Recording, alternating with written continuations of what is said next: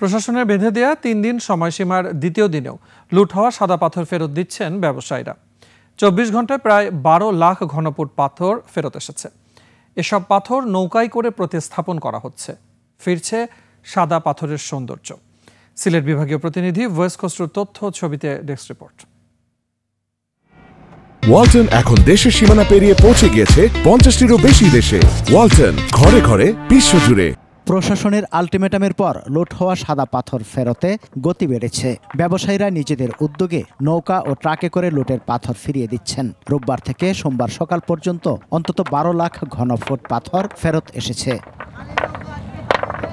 সাদা পাথর ঘাটে প্রশাসনের পক্ষ থেকে মাইকিং করে লুট হওয়া পাথর সংগ্রহ করা হচ্ছে। ভিড় বেড়েছে পাথরবাহী নৌযান ও ট্রাকের। ব্যবসায়ীরা জানান, তারা টাকা দিয়ে কিনলেও প্রশাসন আলটিমেটাম দেয় পাথর ফিরিয়ে দিচ্ছেন। আরো গাড়ি অনেক লাইনে আছে, গাড়ি এগুলো আনলোড হবে।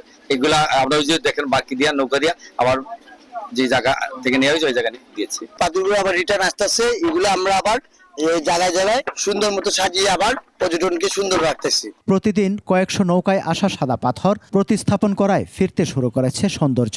প্রশাসনের এই উদ্যোগকে স্বাগত জানিয়েছেন স্থানীয়রা। আমরা দেখতে পাচ্ছি যে প্রতিদিন অন্তত ১০০ নৌকা পাথর এখানে এনে রিস্টোর করা হচ্ছে। তারা প্রশাসনের নির্দেশনা মেনে পাথরগুলা আসলে দিয়ে যাচ্ছে তাদের নিজস্ব খরচে বা গাড়ি দিয়ে। যে পাথর সম্পূর্ণ এসে গেলে হয়তো আবার সৌন্দর্য ফিরে আসবে। প্রশাসন বলছে ১ সপ্তাহের মধ্যে উল্লেখযোগ্য পরিমাণ পাথর ফেরত আসবে।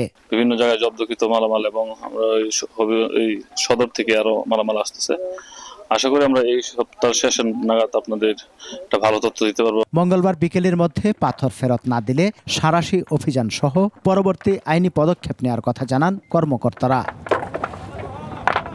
সমর ইসলাম, ডেস্ক রিপোর্ট, ২১ টেলিভিশন।